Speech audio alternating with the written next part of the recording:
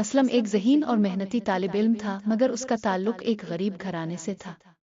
اس کے والد ایک معمولی دکان پر کام کرتے تھے اور ان کی آمدنی محدود تھی۔ اسلم کے اسکول میں جواد نامی ایک امیر گھرانے کا لڑکا اس کا قریبی دوست تھا۔ دونوں کی دوستی بے حد گہری تھی۔ ایک دن ایک افسوسناک حادثہ پیش آیا۔ اسلم کے والد سڑک پر ایک حادثے میں شدید زخمی ہو گئے اور وہ معذور ہو گئے، جس کے باعث وہ کام پر جانے کے قابل نہ رہے۔ گھر کی مالی حالت مزید خراب ہو گئی۔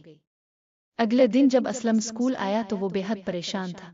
وہ کلاس میں دھیان نہیں دے پا رہا تھا اور چپ چپ بیٹھا رہا۔ جواد نے اسلم کی پریشانی بھانپ لی اور اس سے پوچھا، اسلم، تم آج کچھ اداس لگ رہے ہو، سب ٹھیک تو ہے؟ اسلم نے ٹالنے کی کوشش کی، نہیں، بس سر میں ہلکا سا درد ہے۔ مگر جواد کو یقین نہ آیا۔ اس نے اصرار کرتے ہوئے کہا، مجھے اپنا سچا دوست سمجھو، اگر کوئی پریشانی ہے تو ضرور بتاؤ، شاید میں تمہاری مدد کر سکوں۔ اسلم نے کچھ لمحے سوچا اور پھر اپنی آنکھوں میں آنسو لیے اپنے والد کے حادثے اور مالی مشکلات کے بارے میں سب کچھ بتا دیا۔ جواد کو یہ سب سن کر بے حد دکھ ہوا۔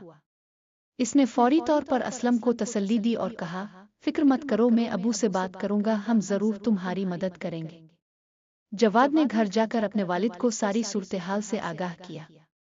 جواد کے والد کو یہ سن کر بہت افسوس ہوا اور انہوں نے فوری مدد کا فیصلہ کیا۔ اگلے دن اتوار تھا۔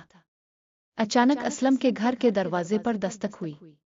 جب اسلم نے دروازہ کھولا تو سامنے جواد اور اس کے والد کو دیکھ کر حیران رہ گیا۔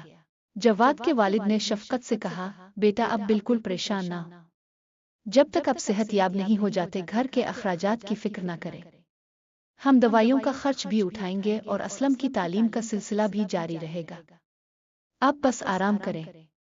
یہ سن کر اسلم کے والد کی آنکھوں میں آنسو آ گئے۔ انہوں نے جواد کے والد کا شکریہ ادا کیا اور دعا دی۔ اسلم کی آنکھوں میں بھی خوشی اور تشکر کے آنسو تھے۔ اس دن کے بعد اسلم اور جواد کی دوستی اور بھی مضبوط ہو گئی۔